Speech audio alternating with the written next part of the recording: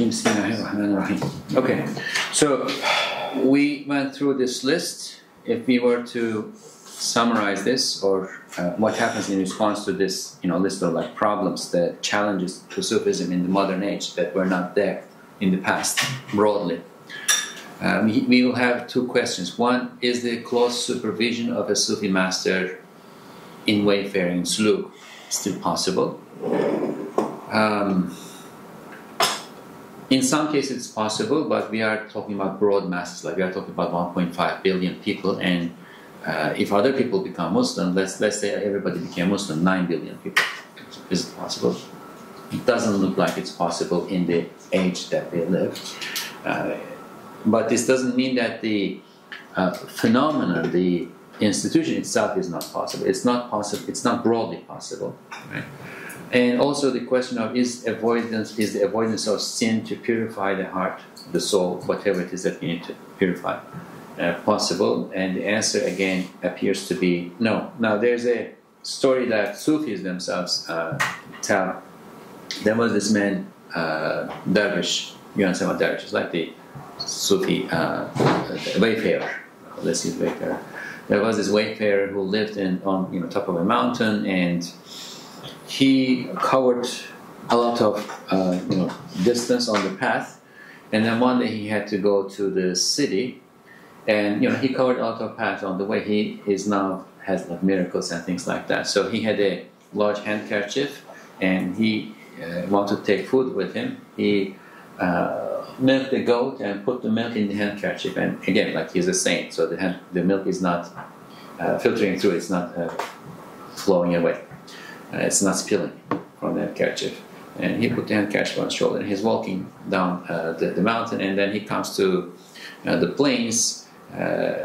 He finds a fountain. He needs to wash out, take wudu. He sits there. As he's taking wudu, somebody is passing through, and instinctively he turns. It's a woman. He turns back, finishes his wudu, reaches to take the milk, and it's gone. It is all spilled. Right? So on the path, avoiding sins is very important, and if you cannot avoid sins, it becomes very difficult to travel.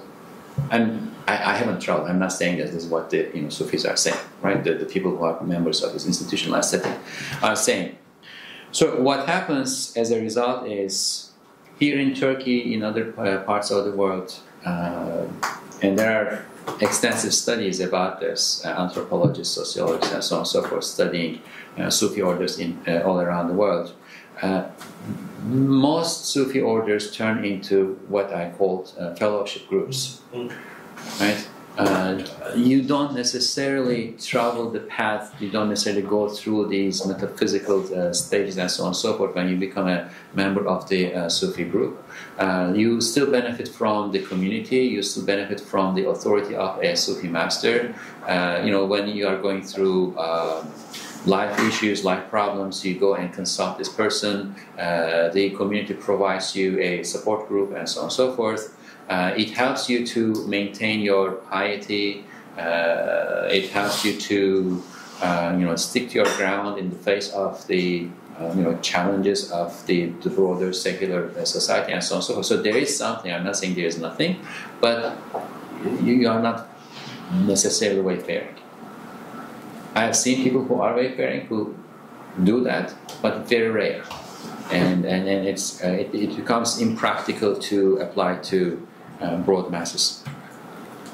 So Nursi sees this, let's say, at the turn of in the transition of the world from age of empires into nation states.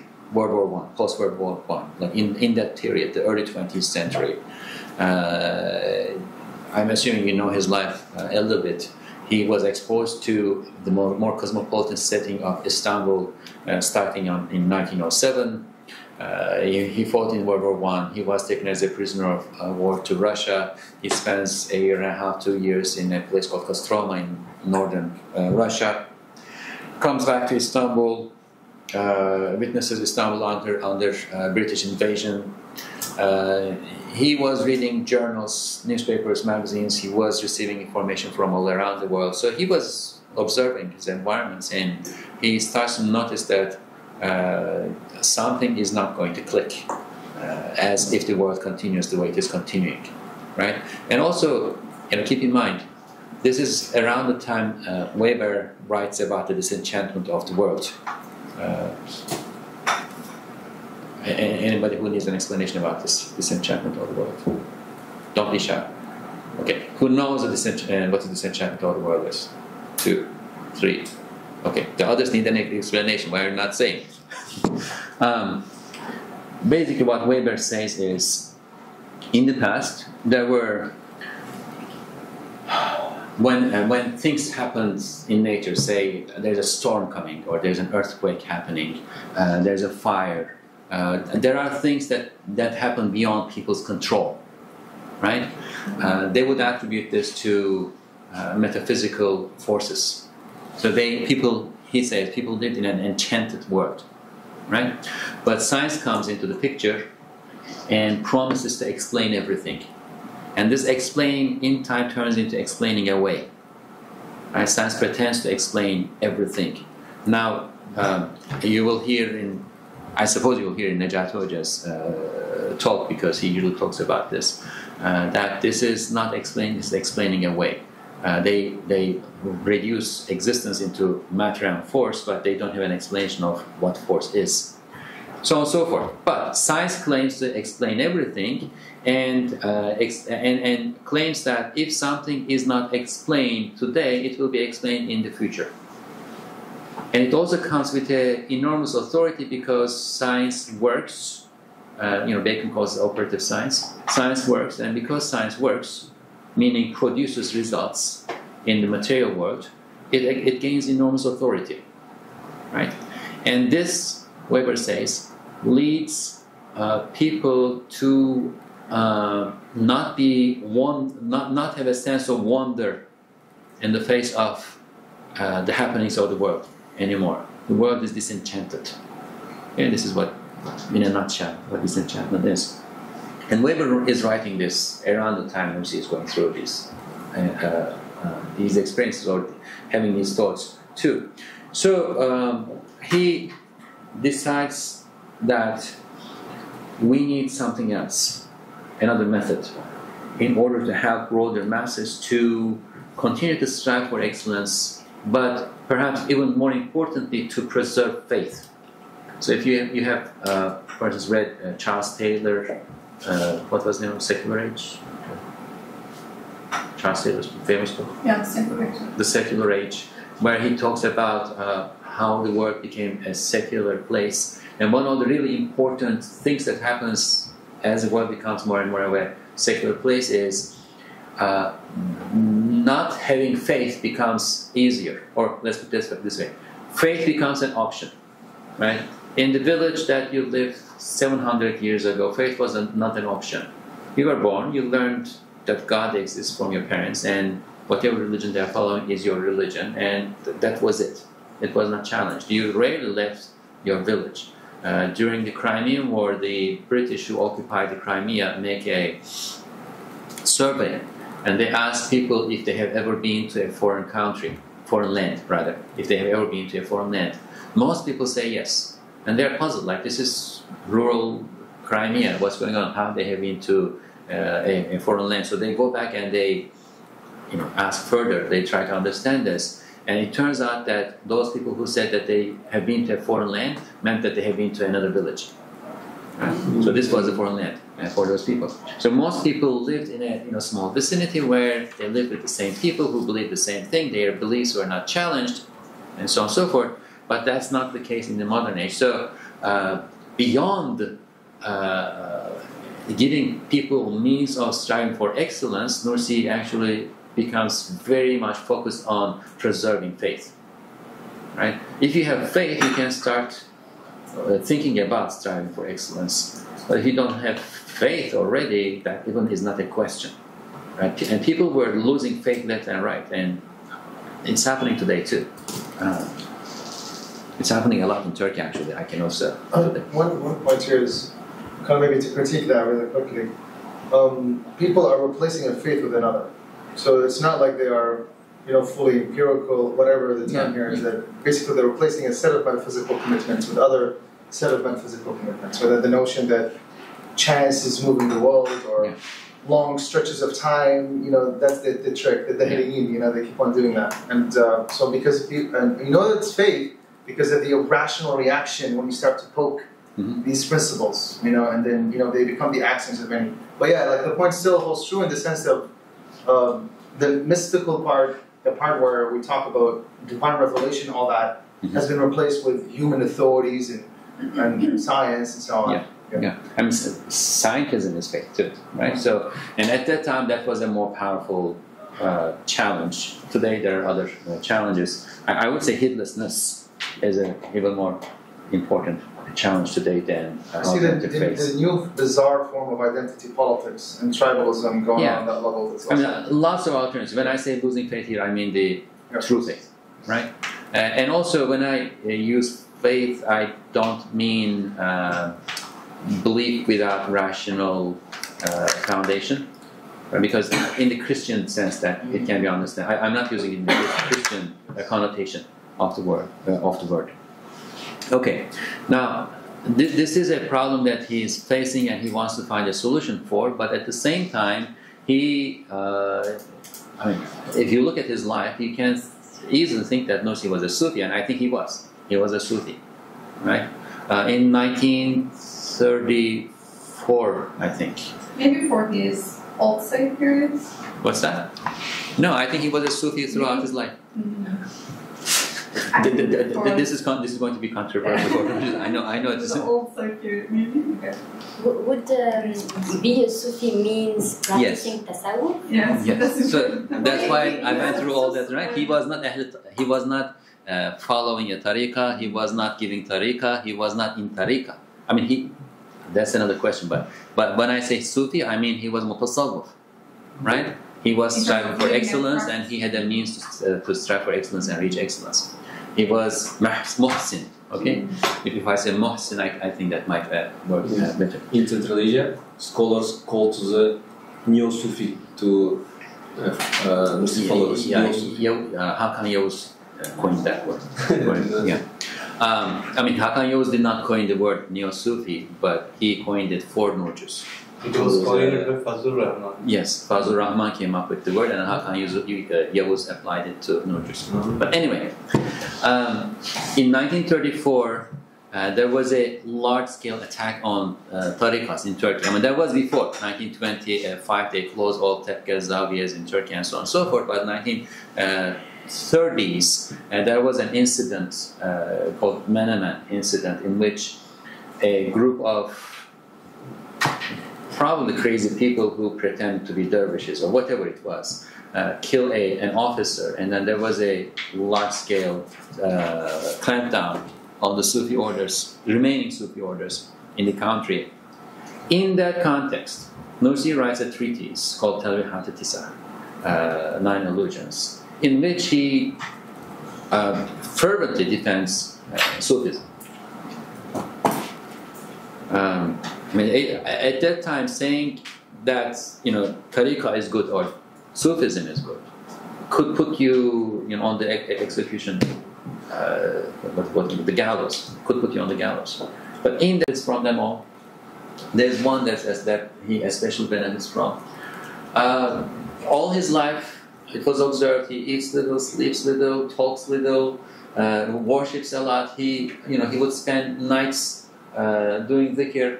If you happen to go to Barla, when he was exiled between 1927 and 1935, right next to his house there was this huge plane tree. He had somebody put a platform on the plane tree, and he would spend his nights doing dhikr on the tree.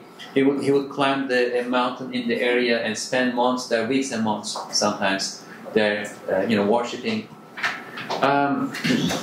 He has a whole life of devotion and dedication. When he dies, all his possessions can be put in a little basket. Right? In the 19th century, a Naqshbandi Sheikh Ahmed Ziauddin Gümüşhanevi compiled wrote the litanies of major Sufi orders in 3 volumes. He had memorized this, and he had it as a book too. But as he was in exile, he could not always have it with him. He had memorized this, and he would read through the litanies of all 12 major Sufi orders once every 2 weeks. His writings, as it says there, indicate that he has been through that path. Like that metaphorical language that you see in the writings of Sufi masters and so on and so forth, you see it in his works. There are many miraculous, extraordinary events that happen around him. He says that he had the permission to teach in all 12 major Sufi orders, and in one place he says 13.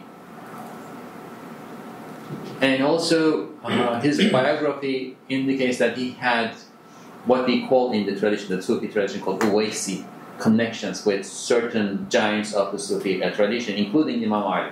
Any other questions? I saw a hand somewhere. Yes. There's interesting fact that Sanusi said, I'm not a Qari. He said, I'm not Qari, but he know Quran's logical very well. Yeah? And he said, I'm not Ahl Bayt, but we know that he is Ahl Bayt, actually, from Hassan, from Hussein. And he's saying that I'm not Sufi, but in logical subject, he know Sufism very well, but he said, I'm not a Sufi. But he knows that Quran, he knows very well Ahl Bayt. So it's some connection between that 3 statements. With one, perhaps, correction. He doesn't say, I'm not Ahl Bayt. He says, I don't know myself as Ahl Bayt. There is a subtle point there, because if you are Ahl Bayt and you say, I'm not Ahl Bayt, that's actually a sin. Right. But other than that, yes, what you said is true. Yeah, I think people have different reasons for saying they're not a Sufi, even if they are. Like one of my best friends is in an order, and she says, I'm a Muslim, not a Sufi. She's in an order. She took bay'ah. So it's not, you can't just say, oh, he said I'm not a Sufi, so he's not a Sufi. It's not that simple. I completely agree with this, and I feel like the Risala Noor, when I'm reading it, it's like Sufism light. It's like Sufism for the masses. He doesn't want to have a tariqah because he wants to reach everybody. He has a different plan, But he's still, everything is distilled from Sufism. All his ideas, are typical Sufi ideas, from my perspective, that I read in the classical books, but it's just packaged to be okay for average people. Yes, I agree with the observation, and that's what I'm trying to convey here too. Sufi is also used as a station. It's narrated about. So after the civil war in Yemen, the Ba'alavis, the famous tariqah, some of you may know, start to come back to Yemen, and one of them, I'm not sure if it is Habib Ahmad bin Hafiz who is in charge now, but either him or another person. I'm confusing ideas in my mind now. But anyway, there was a lot of Salafis in the region, and they were against these Sufis coming back to Yemen. And in one point, as they are driving, they surround the car and they start to shake the car, yelling Sufi, Sufi, like that as a pejorative, Sufi, Sufi, and this shake is inside. I mean, but may I be? Inshallah. Inshallah. I'm a Sufi, inshallah. A lot of Yes. people say that. You can't claim it, you don't know. Anyway, okay. So the question then becomes, why did he say this is not the time for the Sufi path? Tariqah is the word here. Sufi path is tariqah. It's a time for saving faith. Now, this is my interpretation. There may be other interpretations, but this is my understanding of the situation. His core character trait was shafaqa, compassion. And he says this too. He says, I learned this from my mother. My mother was my first teacher, and from her I learned compassion, and that has defined my character throughout my life. And compassion means, it's very difficult to define. We all know it because we have it, but in general it means that you see the need of someone, something that's in need, right? And that perception moves you to act in order to fulfill that need, to help. Moves you to assist, moves you to help. That's compassion. Now, he is looking around and he is seeing that people are losing faith left and right. And disenchantment of the world, scientism, especially among the intellectuals of the Ottoman Empire. As Charles Taylor says, it becomes much easier to not believe, not have faith, not have religion in this context. Why did you leave sauce, for instance? That's not going. Reasons. So, he also tells a story. It was probably himself, but he tells this as somebody. So this, somebody goes to a village. Somebody whose heart is open, who can see things, goes to a village and visits a graveyard where there are 40 or so people. This is a Muslim village, Muslim town, Muslim country, Muslim village. People have externally died as believers. Their funeral prayers were prayed on them. But he sees that only one or two have found salvation, are fine, the others are experiencing torment of the grave. Right?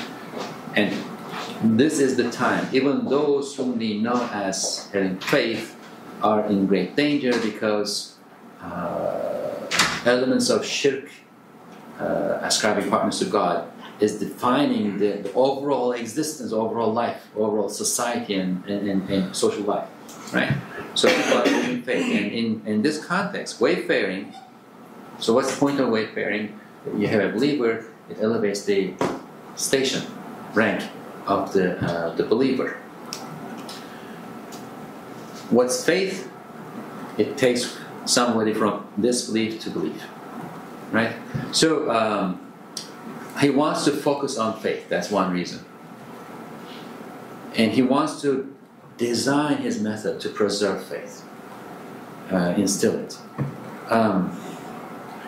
Now, how did people preserve faith?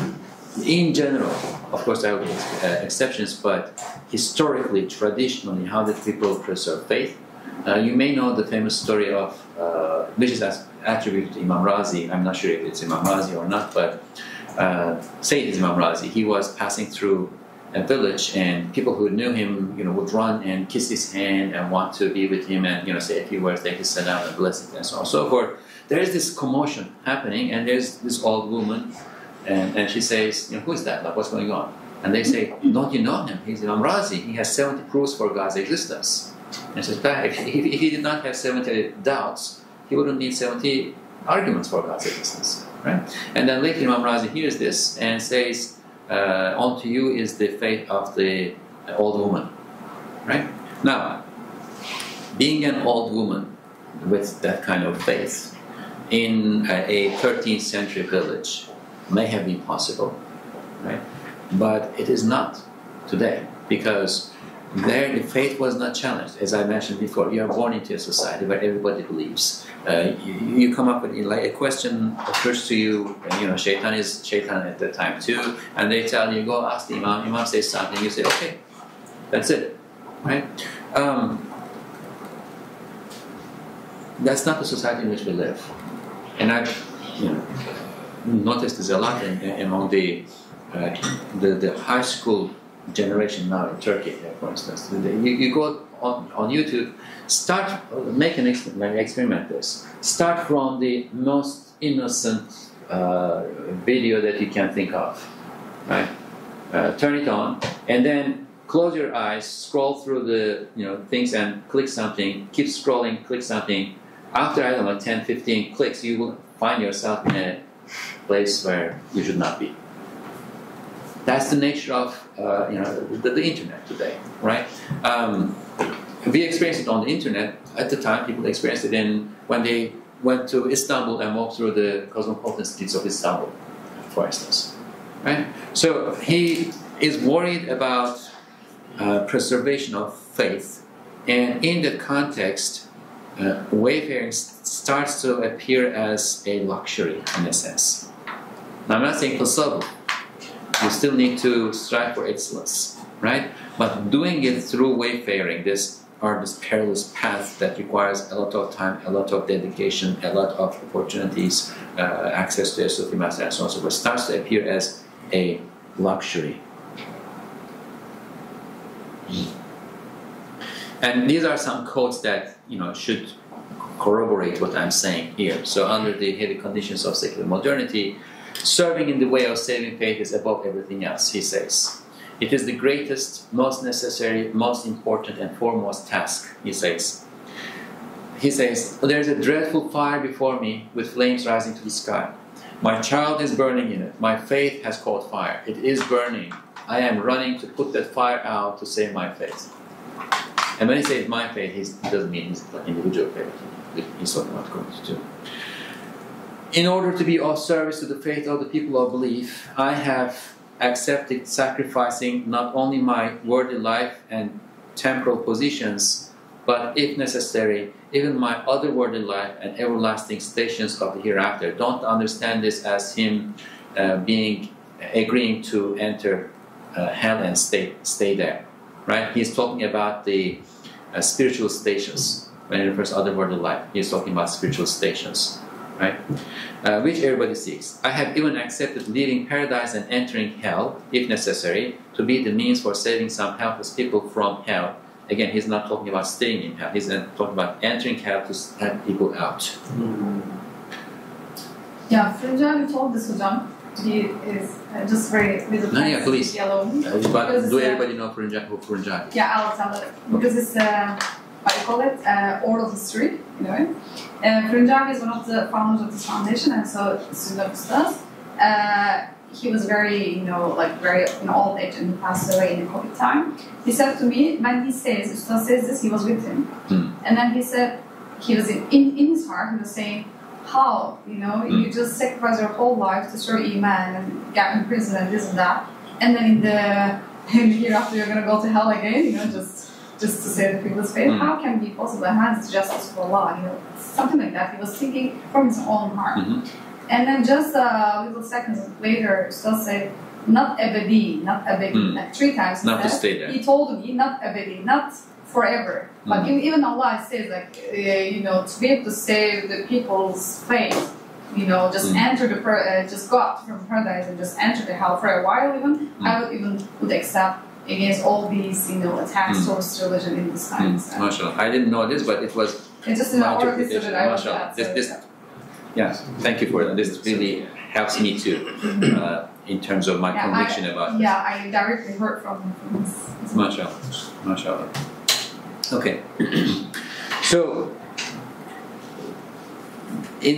from this, we can conclude that he must have concluded that we need an alternative to the existing Sufi paths.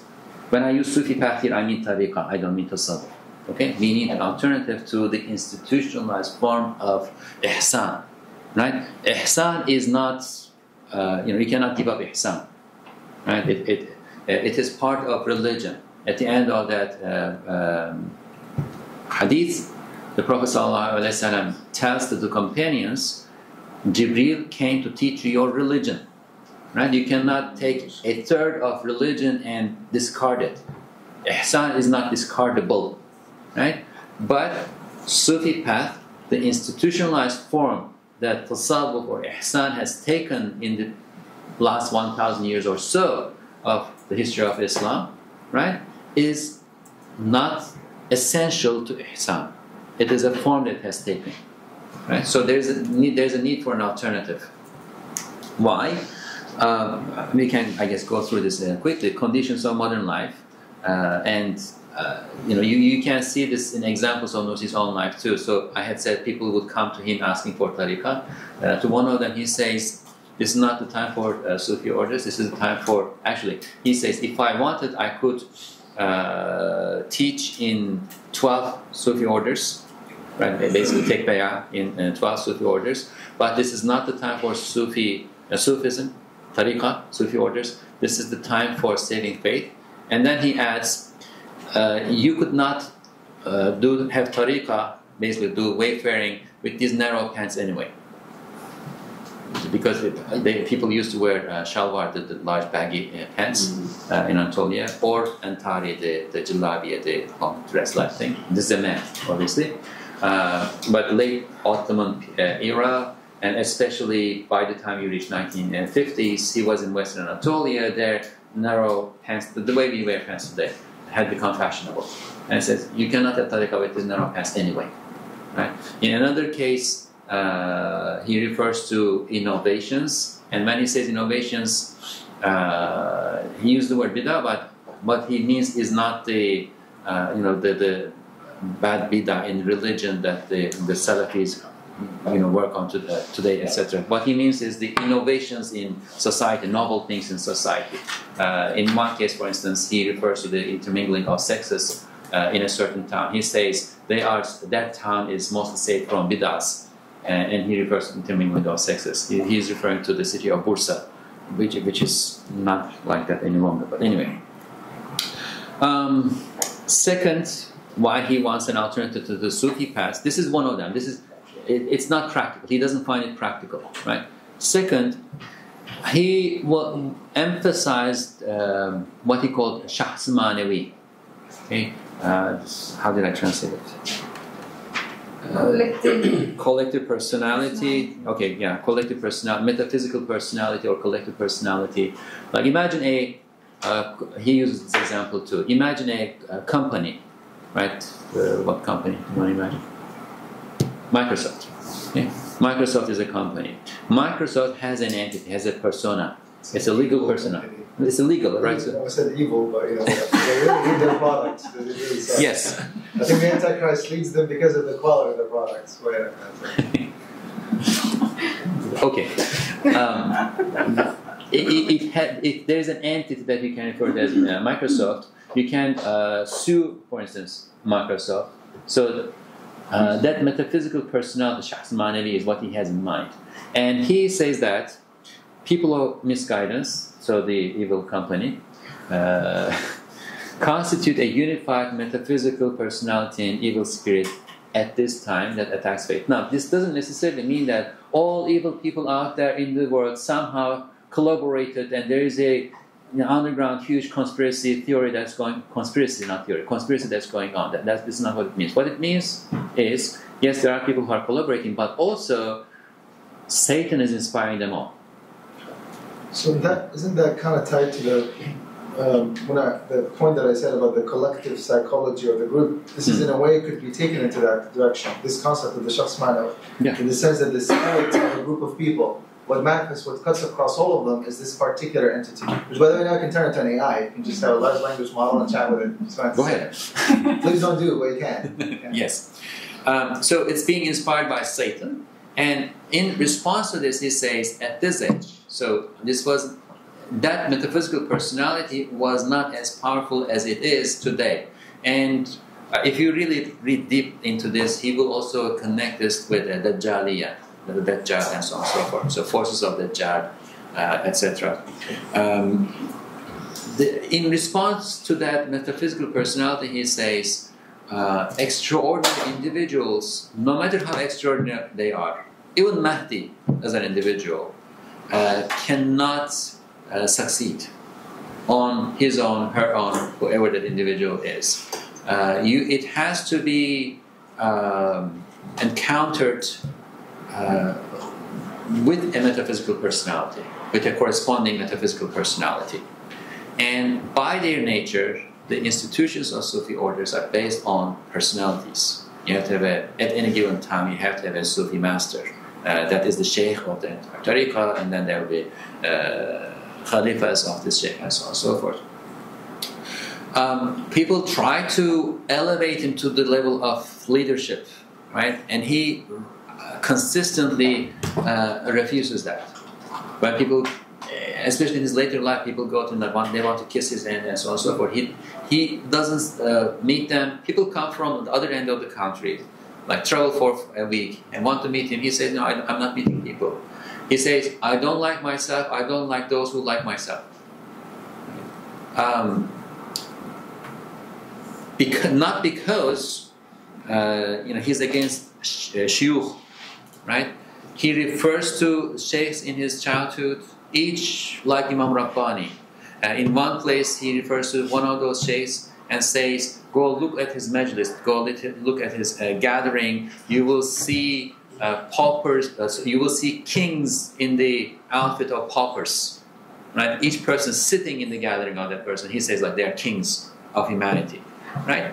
But there's a cause here, there's a task. The task is to encounter, struggle with this metaphysical personality that is damaging humanity, and the way to do that, he believes, is through a metaphysical personality. People have to come together and do this together. One individual cannot do it. Just to kind of clarify this concept. Mm-hmm. So here we're talking about a model of thinking, a model of relating to the world that is beyond the individual. So you can think of different individual dying, whatever, but that metaphysical personality remains. Am I getting it right? Is that what metaphysical personality is? Yes, but one caveat. That's true. One caveat, because that thought may be carried to somewhere that I don't think one should carry it, and that is the revolutionary psychology or mentality of you can sacrifice individuals for the well-being of the group. Yeah. Okay, don't take it there, otherwise it's fine. No, I mean the concept That's itself. what he's doing, though, actually. Who? Syed Nursi, right? Because, I mean, that quote, he was saying, I'm giving up going to the highest level in this life, which he clearly believes happens in tariqah. Like, he's like, I'm giving up having a sheikh and then really going to the highest level of firdaus so that I can help the masses. Not really. There's a subtle point there we will come, but also individuals can decide to sacrifice themselves. But you cannot decide to sacrifice individuals in the revolution the way it happens in the mentality like revolution. Yeah. Like, so the Bolsheviks, for instance, would say, the worse the better. As things were getting really bad in the late Russian Empire, right? Lenin would say, the worse the better. Let people die, let people be in poverty and so on and so forth. It's going to aggravate them more, and then we'll have the revolution. So that's not what Nursi would say.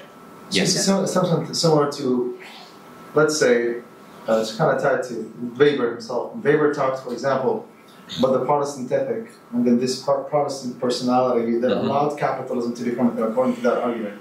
So that would be kind of like the metaphysical man in that conception, this kind of mindset that's cut across, that someone can take to an end and allow capitalism to evolve. Am I getting it right? Just to kind of see if I'm getting it right. Well, there certainly is a mentality that emerges from Nursi's teachings. Okay. Right? And he wants that mentality to define his followers, and he also wants it to define entire ummah, right? He wants the entire ummah to come together around this mentality and be united, and so on and so forth. Yes, there is an underlying mentality that you can filter from his works, right? Now, the question becomes, what is that mentality? Who has the authority to pinpoint that mentality? That's up for debate. And the same is valid for the teachings of the Prophet ﷺ and for the Quran, right? Everybody has a claim to what that is, and then in time, the judgment of the events tells us what was right, what was wrong. The concept of Ahl Sunnah emerged from this, right? So that is valid for all movements, ultimately. Teacher, yes. Can you one example? 2 years ago, there was our brothers in Istanbul, and they make a YouTube lesson from Istanbul in Russian language, and at 1 year they collect 500,000 followers very fast. So there is, I read comment in Russian, so that Salafiyas, street of Muslim street Salafiyas say, oh, you're making dawah, go. Salafiyas say, you were very good explaining what is tasawwuf. But one lesson he said, I'm not tasawwuf. Comment, everybody attack. Why, if you're not Salat, if you're not Sufi, why do you explain Sufism? And another attack said, why you unread Sufi? So I think that in Iman is for everybody, for Salafi, for Sufi, for we can combine and help battle, because Satya is Iman. All body, everybody need Iman. Yeah, he has a very embracing attitude. He has a treatise on Wahhabism. He has a treatise on kind of Shiism, right? And he does make quite incisive criticisms, but in the end, he also finds something good in either of these movements and says, if we approach from this, this side, we can be together, we can bring them in, and so on and so forth. So he has an embracing attitude in general, and that connects to this third one. So we were talking about why he finds Sufi, institutionalized Sufi orders impractical in this, impractical and also not serving the objective in this day and age. And the third one is, he says, unity among Muslims is an act of worship, and it is the most greatest obligation for them at this time. And he sees, especially in his childhood, in the vicinity of where he was born, there is this rivalry going on among Shia, and it happens all the time. I've seen this myself too. This sheikh wants people to come to his tariqah, this sheikh wants to come to his tariqah or her tariqah, whatever. And this can be the ground for rivalry, sometimes bittersweet, sometimes can get ugly, and so on and so forth. So he associates this with the institutionalization, and of course, sometimes worldliness also comes into the picture. It happens today among other religious groups in Turkey. There's a lot of material goods to be had, and when religious groups or Sufi orders at the time become the means to have these, and then you are going to have people coming to them not for the spiritual benefits but for the material benefits, and so on and so forth. So it can be a source of division in the Ummah, and he thinks that we need to give up any sources of division in the Ummah. Yes? Just one thing, I don't know, I'm just going to keep on bringing back Hilton because why not? So it's interesting to see the connection as well between the models. So Ibn Khaldun as well, when he talks about, there's a whole approach to sociological structure and personality. And I'm trying to say the whole thing without saying the theory. So the issue of the metaphysical personality and tying it to material conditions as well. So the kind of the change in the material conditions, the way the society is organized and configured, leads to a particular way of thinking and a mindset you can't wish away when you're trying to change society. Yes. And I think... but you have to work with it. You have to work with it, and this was exactly what Ibn Khaldun was trying to say in his entire book. Yes. For example, he was saying that if you are in the early stage of an asabiyya of a civilization, it's like, good luck trying to change the civilization, because that group is pre-established and so on, so the tactics and the strategies are different. And it's interesting here, it seems the sheikh here is saying, well, what if you're at the end? You're literally at the end of the stage of civilization. He's theorizing when you do at the time of death of a civilization. The entire language of survival and rescue is very interesting. Yes. I think there's an interesting paper. Go ahead, write it. Go ahead, write it. A reflection paper or like more I don't know, like in the future, because it's really interesting to see the connection. He also connects this to the concept of fitra. He doesn't specifically refer to society there, but when he talks about the concept of fitra, he says fitra does not change. Right? Fitra is what is in the nature of a thing, it does not change. So if I'm a generally angry person, right, you cannot all of a sudden make me this nice going and blah blah blah. Yeah, if you are Umar radiallahu anh, right, you cannot make Umar radiallahu anh Abu Bakr radiallahu anh, right? But you can direct what is in the fitra in the right place. There's room for Umar too, or there's a path for Umar, the right path for Umar. If you can direct Umar to the right path, then he becomes Umar after he becomes Muslim, right? If you direct it to the wrong path, it becomes Umar who is going to kill the Prophet. And even maybe Hojam here is important because he is saying this in context that he is mentioning about why the nasihas of imams and the religious people are not effective in this modern age, because they are telling the same exact nasiha to every single human being in the mosque or in the religious place or in Tekka, whatever that is, specific institutionalization. They say, like, don't be angry. or don't be jealous, don't be this, right? But he said if they are, as you said, like directing their fitra into the level of their own Kemal point, like perfect point, so they can be, one of them can be the Umar, the other can be the Osman, and the other can be the Abu Bakr. So, you know, we were also talking about, Hajam, yesterday, like, you know, our problems in Muslim society right now. It's like kind of getting rid of all the diverse, not even the groups, but also like individual differences, in a way, coming from the fitra itself. And like trying to put everyone in the same pocket and trying to give a kind of a same identical kind of moral, you know, challenging process is not working. And I think it's still a very efficient, maybe non-efficient in our way of tabligh inside of our community and even outside of our community, like to the Westernism to others. And one thing, there is one point that shakhs manavi is very important because many many hadiths he explained by shakhs manavi, and if Sayyidus say shakhs manavi, philosophical school or tasawwuf or kalam school should use that word. What kind of word they use for shakhs manavi? So I search, I find the egregor, Reneganon use it egregor. So if you answer egregor, you can a little bit close. But aggregate? AGG? Egregor, I don't know. Aggregate? Okay, I write article. If we say what's the shakhs manavi, shakhs needed, kanat, if you my name kanat, you find the article. And I try to explain shakhs manavi by the Risalah.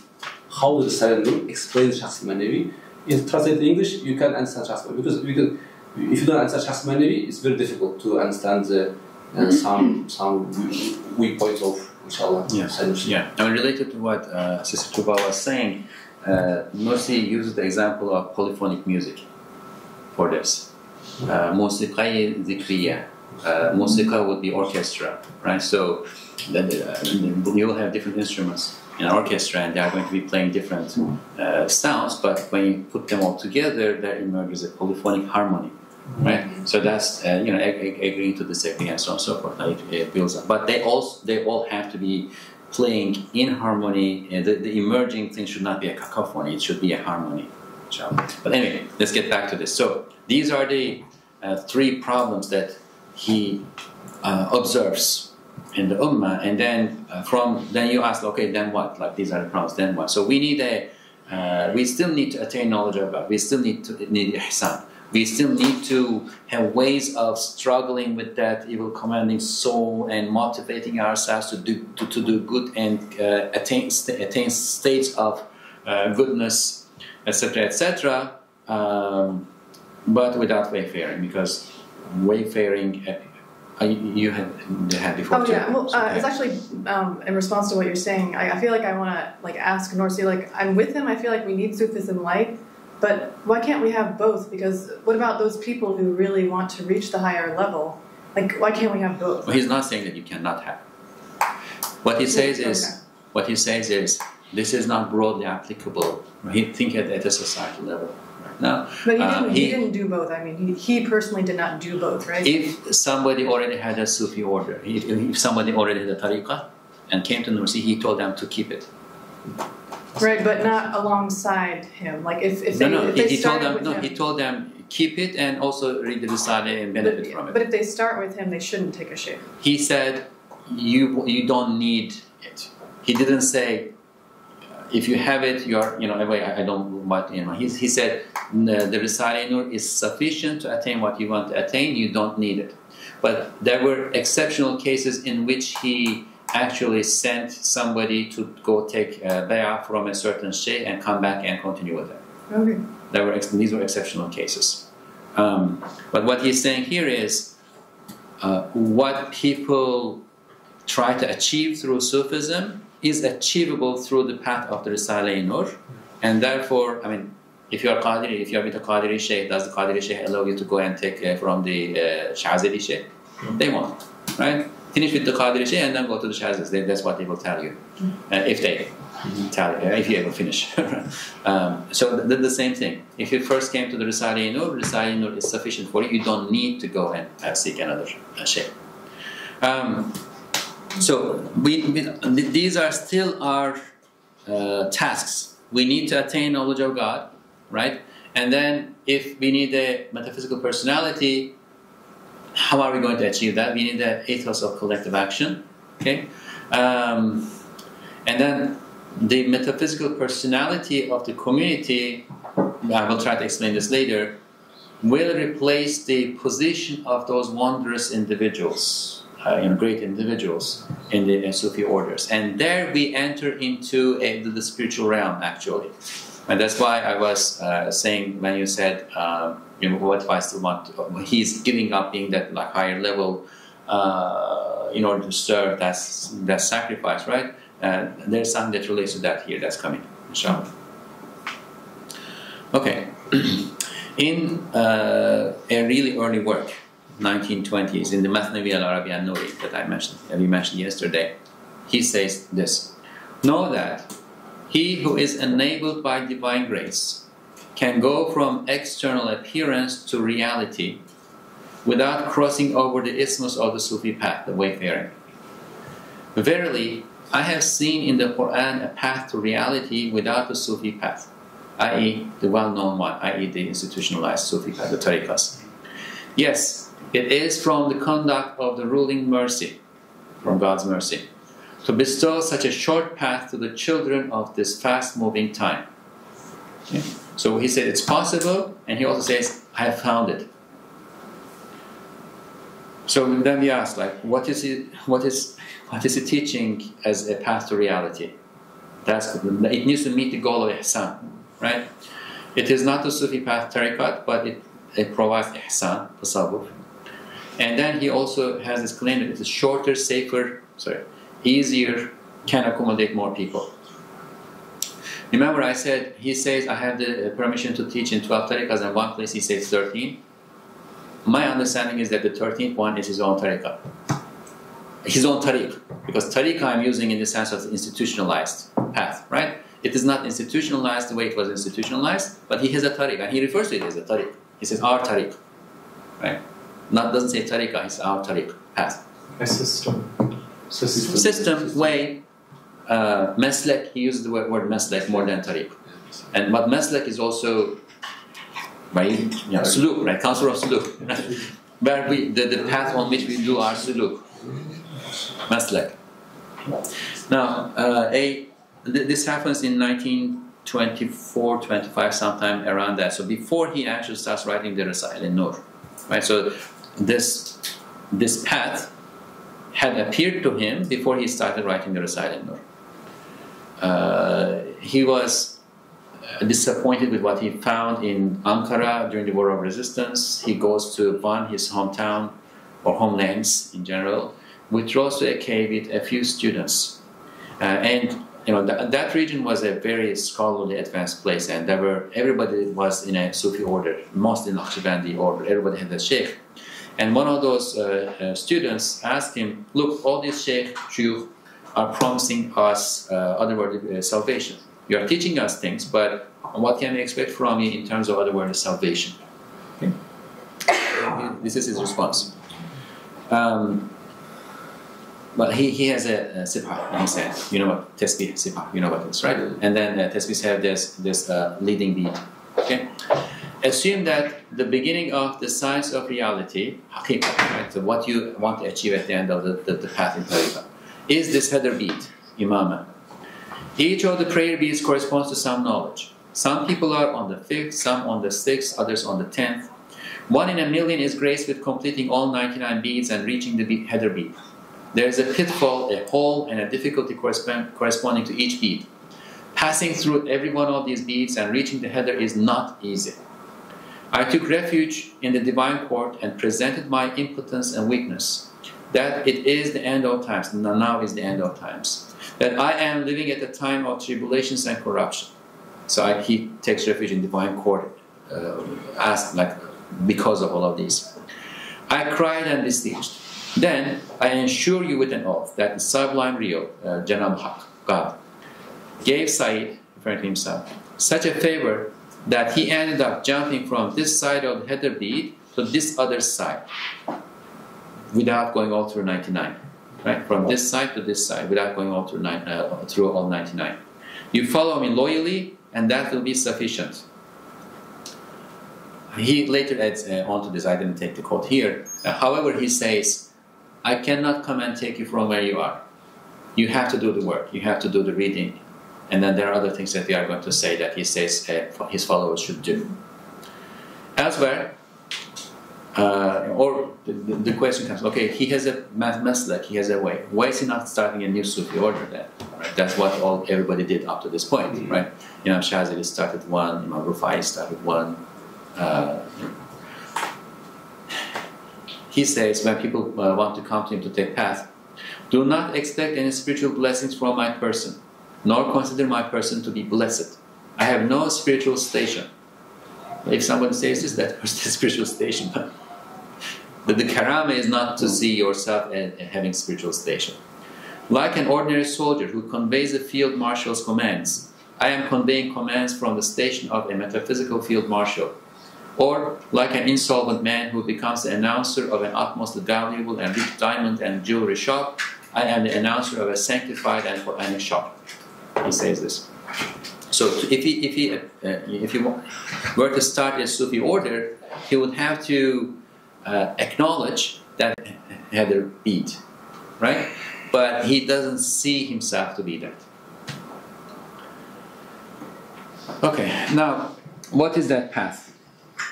That's a different discussion that I can't go in this presentation. Right? That concerns the second part of my book, the ontology and epistemology, especially the epistemology of Nursi. I will try to explain in a very quickly, in a nutshell, but the details won't be here. Just know that he has a path. I'm going to talk about his claim to spiritual authority for the validity of this path. Because all Sufi sheikhs, or the founders of all Sufi orders, claim that authority.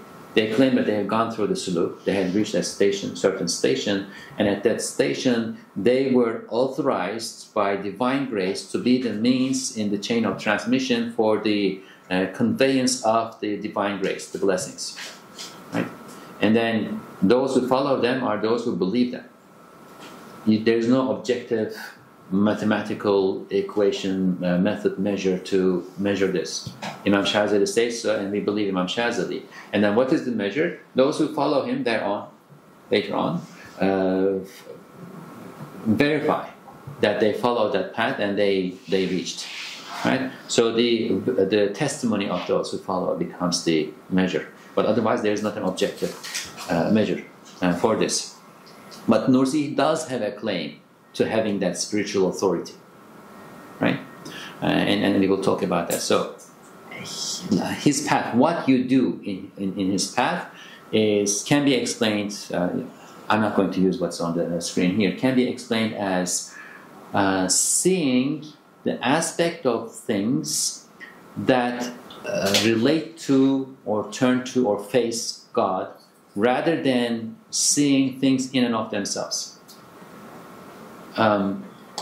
If I were looking at a tree, right, I try to see Ar-Razzaq, the provider, the beautiful, the firmness of the tree, the creator, and so on and so forth. He looks at the tree and says, like, I saw immediately 20 names, like this. So the tree has an aspect. The tree is a sign of creation. It's a Quranic concept. The tree has an aspect that points to God, the creator, the sustainer, the life-giving, the life-giver, etc., etc. When you do this, the tree is, because otherwise the tree is dunya, dani, lowly, right? There's something that needs to be, that you need to detach yourself from. Remember the story of, somebody told the story of Jilani, they eat the chicken if you reach the station, right? You told, okay. So the fried chicken has an aspect that points to God. The fried chicken is a created being. There's a sign of creation on it. If you can focus and see the aspect of the fried chicken that points to God, then eat it. Right? But if you are blind to that aspect, all you have to do with the fried chicken is the satisfaction of your lower soul, then you have a problem, right? So his method is teaching and training us to see the aspect of things that point to God, so that you can be in this overly materialized world in the face of the claim of modern science for empirical evidence, using empirical method to reach God. Okay? But normally I would teach this in 4 sessions. Okay? Just believe me and then move on. Take the authority of the professor. Hocam, I don't think I understood the last claim you made. I know. I know it's very important and I don't want to miss it. I don't expect you to understand it in 2 minutes. Well, he has this concept of ma'na harfi, ma'na ismi. You may have already heard that. No. You did not? Okay. I cannot do it in 2 minutes. Just believe me that he has a method. Okay? He has a method that helps you to access the reality of things. Okay? Okay. And he also says that this is closer to the way of the companions, because as far as we know, the companions did not go through wayfaring, the suluk. Now, this doesn't mean that, so if the suluk starts here, ends here, right? This doesn't mean that the companions did not reach here. They reached here, but they did not go there through this path. They had a shortcut, like a quicker shortcut, Yes. right? Which was their suhbah, companionship with the Prophet sallallahu alaihi wasallam, right? Which was their direct access to the Quran through the Prophet sallallahu alaihi wasallam. Okay, so Nursi is saying that what he is trying to teach is the way of the companions. It is a way to reach reality, what you reach at the end of that suluk through the Quran, through the effusions of the Quran. And he also says that what all Sufi orders do, what happens in the suluk, right? You don't reach reality with the suluk. With the suluk, you reach the Quran, the realities of the Quran. The suluk takes you to the Quran, and then there, with the Quran, you reach reality. Okay? What he's saying is, I found a way that will take you to the Quran directly, without the suluk. Okay?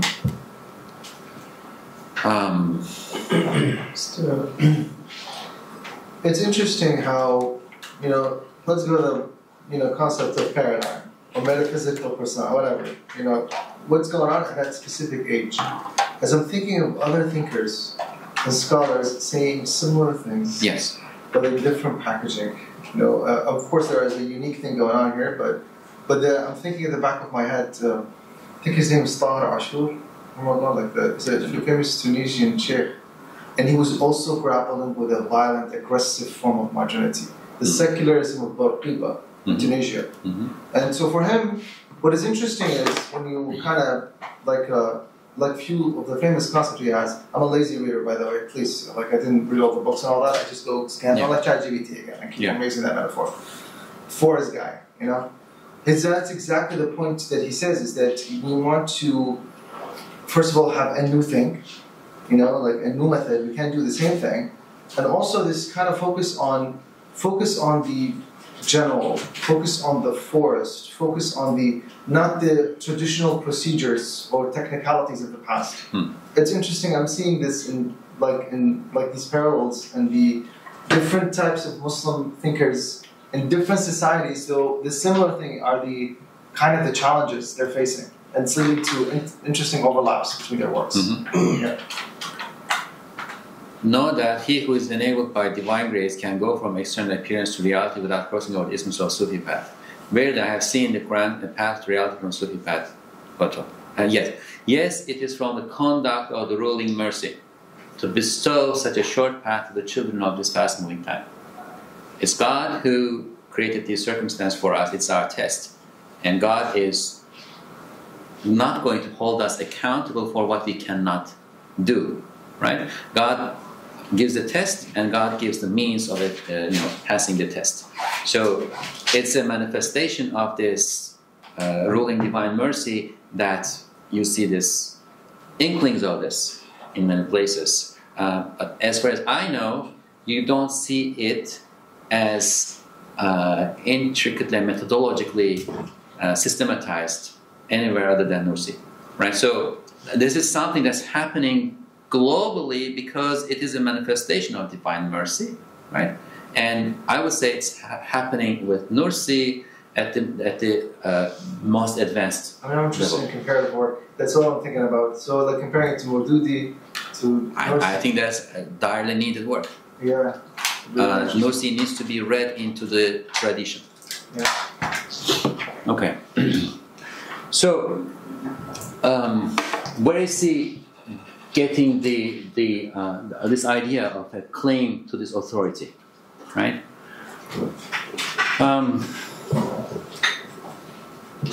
Where are the Sufi sheikhs who started tariqas getting this claim to the idea of authority? He's getting it from the same place. Right? So obviously I know nothing of this through personal observation and experience. All I know is what I read in the works of people who say that they have witnessed it. Right? Ibn Arabi is probably the foremost person who gives us detailed knowledge of this. Ibn Arabi in his Futuhat Makkiyah. Is that the name of the book? Yeah. Futuhat Makkiyah. Okay. Futuhat Makkiyah. Obviously different versions are printed in different ways. I was looking at the 12-volume one. He had 200 to 300 pages explaining this, the concept of rijal. Okay, you can select men, but like the spiritually advanced people who are included in a hierarchy through which the blessings are distributed to the rest of humanity. Okay, and he talks about all sorts of rijal there. Let me go there and maybe we will come back here. So, according to that hierarchy that Imam Rabbani teaches us, and it is corroborated by later other Sufi masters as well, with small details here and there. And on top there's an axis, a qutb. At any given time there's a qutb. Sometimes this qutb may also be referred to as ghawth. Ghawth meaning he who provides assistance, right? And then under the qutb there are two imams.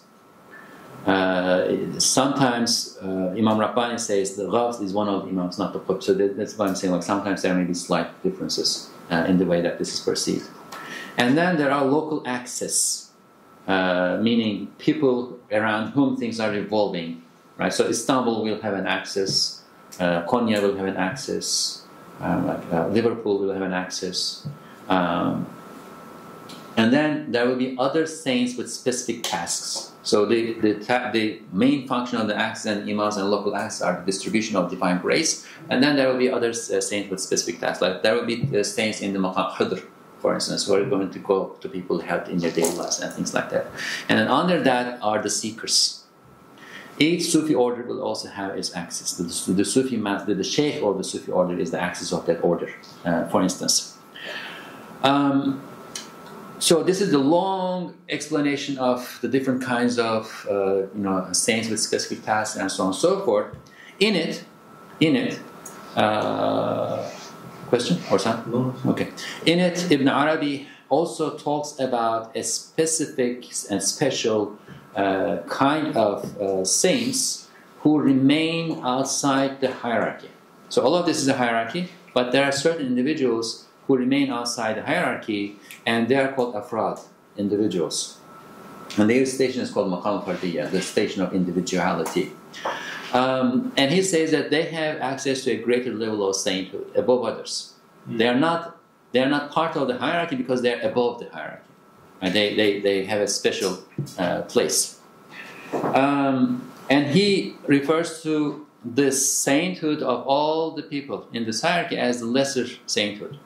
And this is not lesser, greater, this is not meant to disparage anyone, that's just a categorization.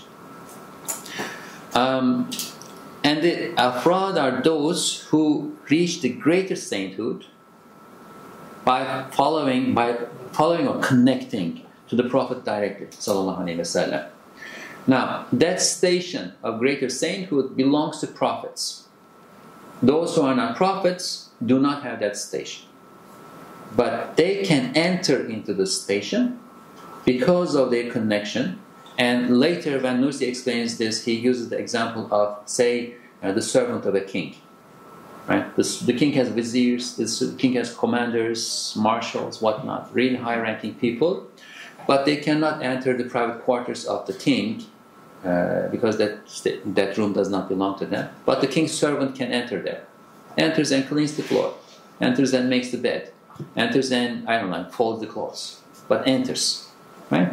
So, the afrad are those who enter the station of the prophets due to their direct connection to the prophet in this spiritual realm. Okay?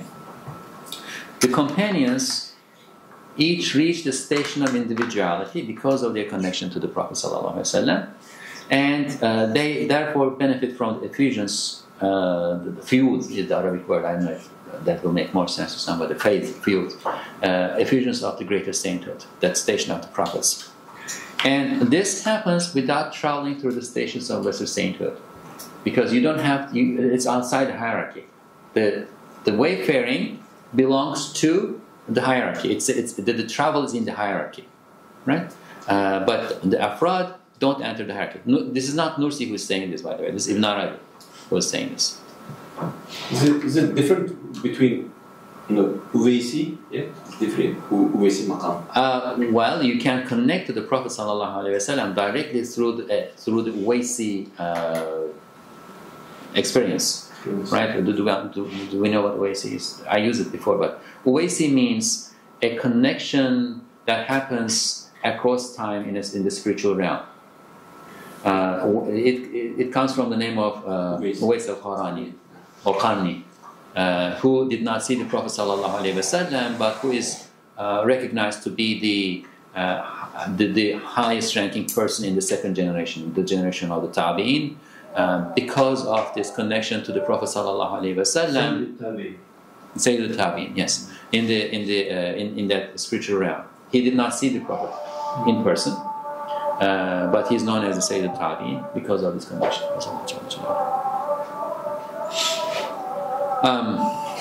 So it's possible, but it's not necessary.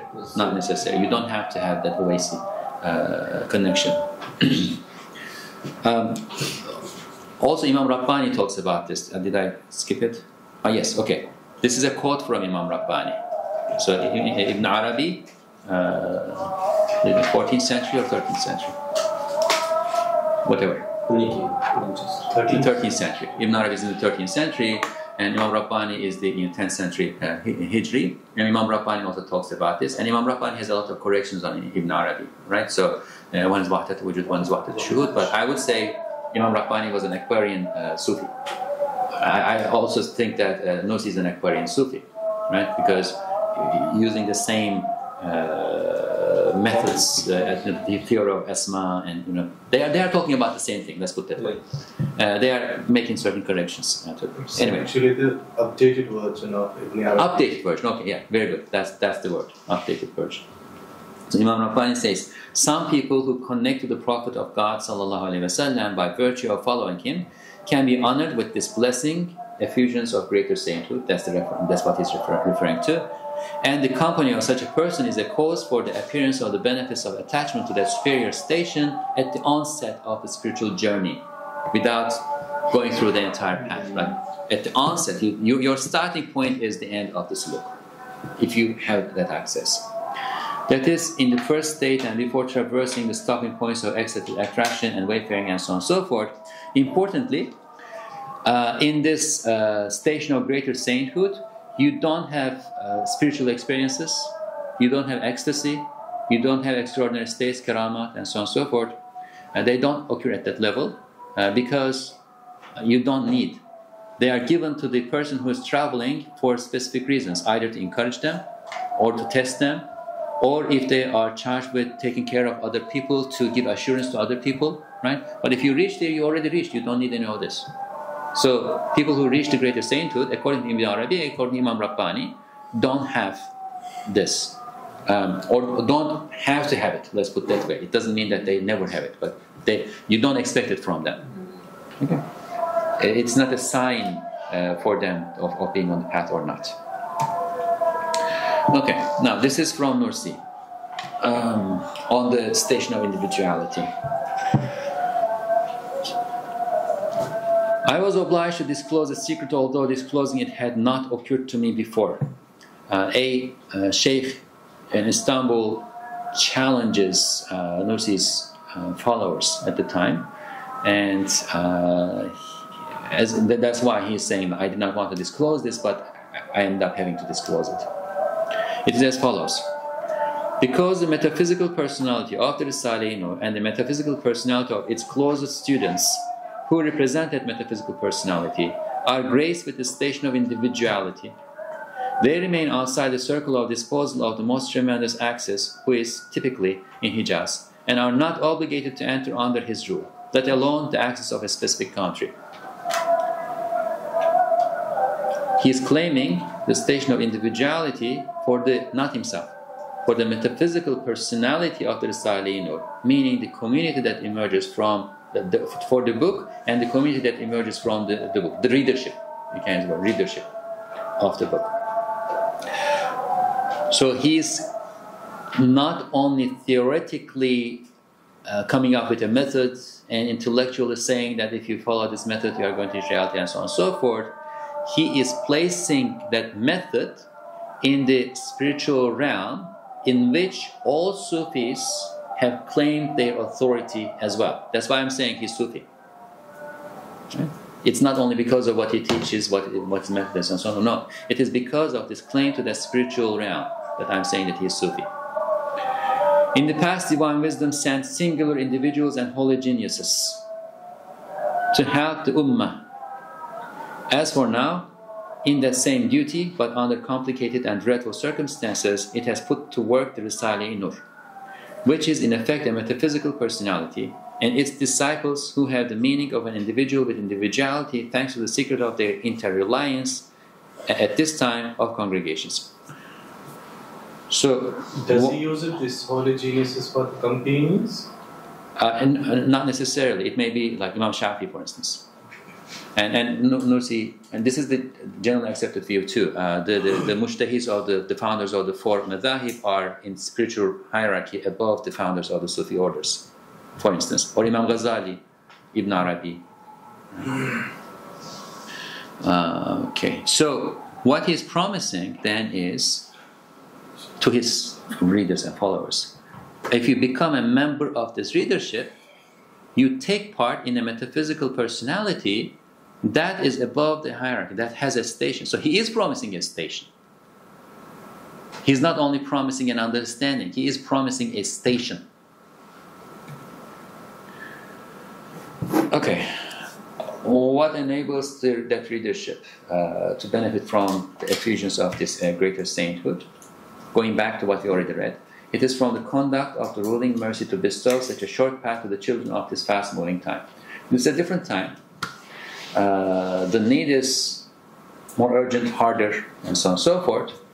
And you expect from divine grace that if the test has become harder, the assistance, the education, the training that's given to those who are taking tests should also be improved, right? And then again, this is the part that I cannot explain in 2 minutes. But he has a method called qiyas tamthili, analogical reasoning is the translation, and he will tell you that that is the method of the Quran, and that's why this method takes you directly to the Quran. It is a method directly taken from the Quran, right? It's not. It is. All methods are taken from the Quran. All Sufi orders, right? All kalam arguments that are sound, etc., etc., they're all taken from the Quran, right? But in between comes the interpretations of individuals who are involved in the process. He is saying that the method that he is using in the Risale-i Nur is closer to the method of the Quran because it's following the method of the companions. And again, that part I cannot explain in 2 minutes. It's a different discussion. Okay. Can I ask a quick question? Yes, please. So he's saying the point you reach when he's like skipping over the suluk and the way of the opinions. So that I think I missed. That is companionship with the sainthood of the Prophet, or you're sharing in the sainthood, or you're benefiting from the sainthood of the Prophet. Okay. What is that? You are reaching the truth of the Quran. All truths, all that you need to know, is in the Quran. And it's connected to the sainthood of the Prophet. I'll come there. All that you need to know, haqiqah, reality, is in the Quran. Okay? If you can access that knowledge, it's also transformative knowledge. It's not only information, it is transformative knowledge. If you reach the Quran, if you reach those realities in the Quran, you are transformed. Right? And the Prophet ﷺ, khuluquhu Quran. His character was the Quran. Right? What he taught was the Quran. He is the teacher of the Quran who teaches the Quran in the most direct way, without intermediaries. Right? Therefore, if you reach the reality of the Quran, you reach the Prophet ﷺ. And if you reach the Prophet ﷺ, you reach that station that's above that's not above, that's beyond the hierarchy. That's independent of the hierarchy of Rijal. Make sense? Yes. Okay. Thank you. Quran is Haqa'iqa, Ulum. The mother of all knowledge. Yeah? The mother of all reality and knowledge. Okay. So, what is he then promising? I mean, you can ask these questions. You can have other questions too, but I asked these because they seemed reasonable to me. He says that he has a path. He talks about maslak. And he also says that it was from the divine grace, the mercy of the divine, ruling divine conduct, that he was graced with this path. He was taken from one end of the prayer reeds to the other end, and so on and so forth. He claims that he has a path. Okay? Does it deliver certainty, satisfy the intellect? To explain is I have to do that part that I'm not doing, right? But the answer is yes. How does do that? One quick answer that may again confuse you, but inshallah we can do that part too sometime. We have in our entity, right? Somewhere he uses the word wijdan, somewhere he uses the word hayat, life. He uses the word nafs, but he mostly uses the word ana, right? Ana. In the ana, in whatever we are, we have the necessary instruments to recognize, internalize the realities that we need to realize in order to know God. To try to help us understand it very quickly, let's assume that this phone has the highest level of artificial intelligence. Mm-hmm. Can I explain to it compassion?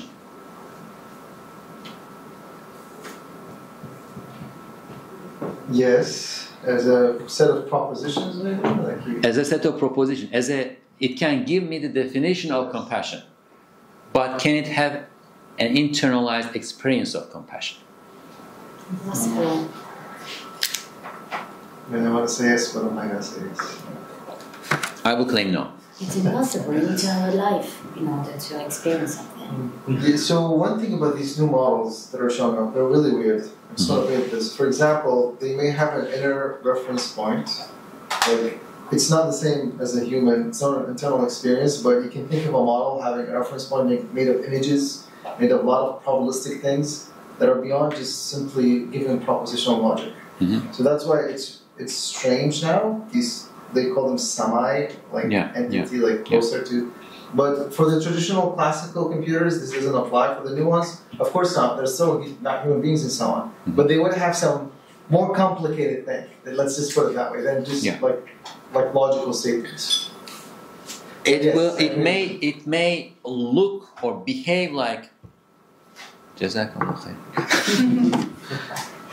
It may behave like it has compassion, but I will say that it cannot have compassion because compassion is something that we feel. Okay?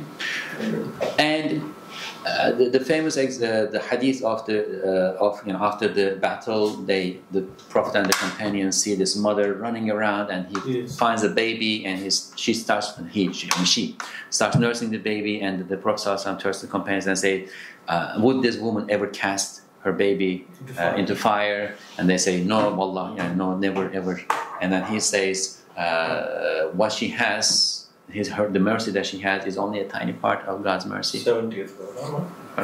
So he is not giving a dictionary meaning of what mercy is to his companions, right? He's just showing it, and when they see it, they know it. Okay? This, whatever it is, the meaning of compassion, or rather the sense of compassion itself, is placed in us so that we can know compassion when we see it. Okay. So can this actually be characterized as logical certainty though? Because that's experiential certainty. Correct. So, but does he actually? But that goes into a discussion of what logic is supposed to do. But does Norsi claim? I mean, I feel like he wouldn't call that logical certainty. He would call it like experiential certainty or something. Or You may. I mean, I have to read it, I guess. I would suggest that logic is broader than mathematical equations, but again, another discussion. Call it the experiential certainty. I don't mind, as long as we understand what we are talking about. We are talking about certainty, right? So instruments like this are all given to us, hardwired into us. The challenge is training them, bringing them out, activating them, and his method trains you to activate those instruments. Okay, so therefore it gives logical or experiential certainty. It satisfies. When you have experiential certainty, your intellect is also satisfied. That's another aspect of this. There's more I would say about that. I feel like I'm taking up too much time. Okay, we can discuss individually too, inshallah. I'm curious about your thoughts on it. Yeah, because I just feel like it's not intellectual satisfaction, but it is satisfaction. It is. Anyway, but it is satisfaction for us. It provides both. But anyway, let's discuss that separately. I wrote 5 chapters on this. That's why I'm having really a lot of difficulty explaining it in a few minutes. This comes to what you are saying. Actually, does it deliver certitude? Experiential certainty might be certitude satisfied heart. Again, I'll say yes. The explanation part needs more time than that. And does it have spiritual reality? And that goes into what I have been talking about. Okay, it's not something that I can show you. Here is the spiritual reality, but nobody can do that, right? Spiritual reality is something that we all, not all, maybe you have access to it. I don't know, but I don't, right? We learn from other people who are trustworthy, and when a certain number of people who are trustworthy all say the same thing, Ibn Arabi says it, Imam Rabbani says it, Imam Shazili says it, Imam Naqshbandi says it, he said it, he says it, and we say, okay, there must be something in this. Okay. Now, this part is what Nursi tells you that you need to do, or what are the foundations of his path, and then what you need to do in order to be on his path, right? And this will again be only in a nutshell. I'm not going to be able to explain in detail, just to give you an idea about what we are talking about. Like, for instance, some of the Sufi paths, their method is based on going through the 7 nufus that you were mentioning, and start from Nasl al-Mari, go all the way to Radiyatul Mardiyah, right? Some of them talk about going through or activating certain faculties, the 10 faculties, and so on and so forth. So this is Nursi's method, and it's based on 4. You can think of like principles, perhaps. Contemplation, tafakkur, as a form of worship, and that's not his claim. Like tafakkur is worship. That's in the hadith, right? Recognition of one's impotence and poverty, okay, which also means that nothing has any power. All power belongs to God. Nothing has any causal effect. All causal effect belongs to God. Right? I don't have it. Remember, in myself, I can experience it, then I can apply this to other things. Compassion, which is a direct consequence of recognition of impotence. I recognize my impotence, I recognize your impotence. And poverty, your neediness. And if I recognize your neediness, then I'm filled with compassion to help you. So this is not individual, this then leads to a community. Right? It's not about individual salvation, it's about leading to the salvation of the community. Why did I say contemplation again here? Something is wrong here. Shevk or zikr is the word. I wrote this wrong. Okay. Basically, zikr, remembrance, but then it includes all forms of worship as well. And then he says, in more practical terms, those who are accepted into this readership, in the metaphysical personality of the Risale-i Nur, are going to be those who read the Risale-i Nur persistently. It's not a book that you can read once and put on the side. I mean, anybody who reads it from beginning to end and understand it will grant to you that this is not the case. You have to come back to it. It's like doing your wird, right? So reading the Risale-i Nur becomes the wird of this path. Out of the compassion, have others read it as a gateway to the message of the Quran, right? To think of the Risale as your own property and work to spread the message.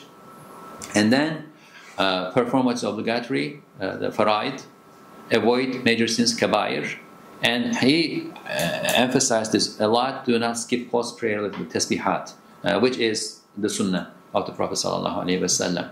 But this is, in a nutshell, the practical implication of this path that he has. Okay. One last question that may come up. In all Sufi orders, you will be told that you cannot take the path on your own. You have to have a Sufi master. If you don't have a Sufi master, if you don't have a sheikh, your sheikh is shaitan, right? And Nursi doesn't want to be the sheikh, right? He's referring to the metaphysical personality, and he's referring to the Risale in the book itself as having a metaphysical personality.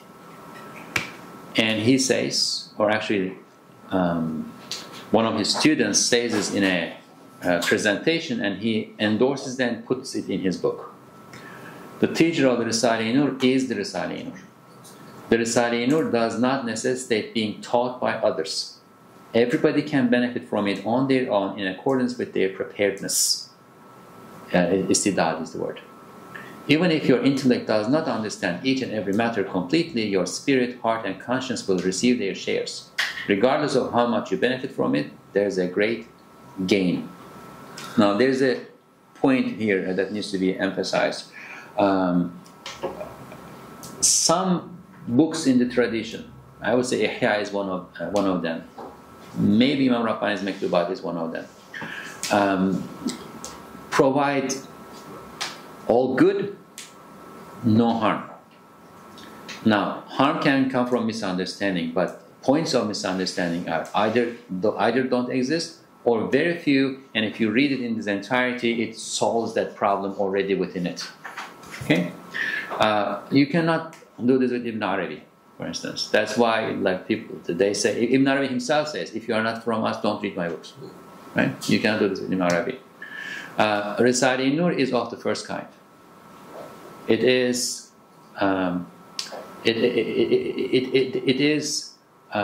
if you read it from in its entirety, it's not going to leave you with dangerous suspicions and so on and so forth. And then,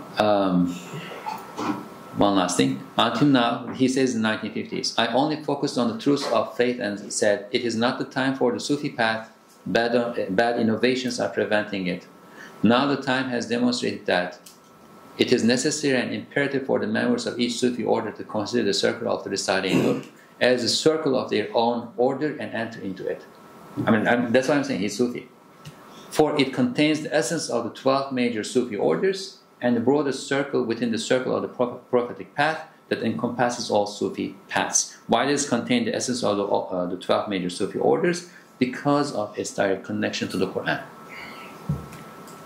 There. That's why it's called as magnum opus. Say it again.